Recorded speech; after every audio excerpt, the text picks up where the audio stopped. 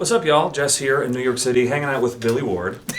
Here we are once again, sir. Hello. You have brought us fantastic gear to Good Hands Drum Shop here in New York City, and one of the things we wanted to highlight, of course, is this beautiful 4x15 Johnny Craviotto snare drum, solid walnut shell. Yes. We have a signed shell from 1996. Yes. This is an early one, obviously. We have a DW throw-off, which is not original to the drum. There are a couple extra holes. But outside of that, this has been a workhorse for you. Talk to me a little bit about what you have found in this drum, both in studio and live performance.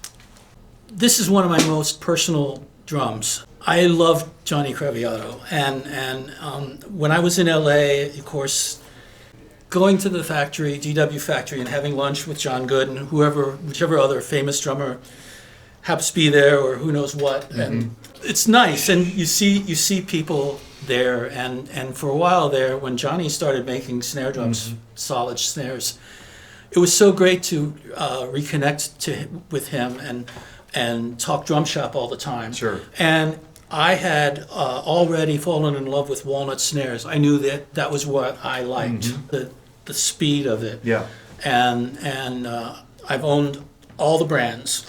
And I would always go to him. I'd say, "When are you going to make drum sets?" And he goes, "Well, sometime soon, soon." So I guess it was 96. He just called me one day and said, "It's time for you to get your Walnut. What size do you want?"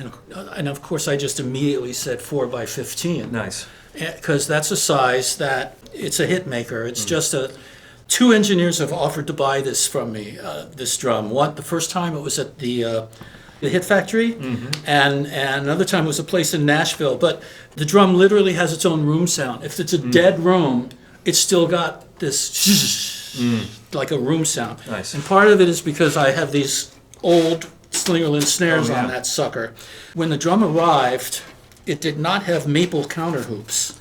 Oh, interesting. It had walnut counter hoops. Interesting. And it was beautiful. Yeah. And I started playing it, but I had to call John and go, "It's weird, man, because the drum sounds, it's like it has a governor."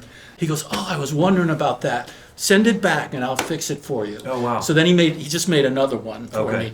And I had an old Slingerland metal snare that was somewhat valuable, not as valuable as this, but it was absolutely mint. So I sent it back to him just as a thank you, because I felt so guilty. Why do I get this? But it means so much to me, and to have this. And I'm not making records anymore like this that requires this. The last song I used it on in a studio was Gloria, yes, Esteban. Nice. And it was just a ballad, and just on principle, it could have been any drum. Yeah. But I just wanted to use it. Nice. These gold-plated hoops came out, and I actually, through DW, bought myself a pair for the drum. It was just because I wanted it to be more like a treasured look at me item. Sure. My late wife was an artist, and I have a shelf that she made for me as a birthday present that holds snare drums. And so this was always sat. But in all honesty, it just makes me sad nobody's playing this. I want somebody to get this and slam the shit out of it. It's just a great drum. So that's where this is at, man. That's great. And we're going to have this with two sets of hoops. Yes. One is original brass plated, and then we also have the set of the gold plated hoops for this as well. So we'll include those. We're going to have this available at goodhandsdrumshop.com online. I want to thank you for your time again. It's a great drum, and it's going to find a great home soon, Yes, I'm sure. I wanted to, yes. Thank you. Thank you. Boom.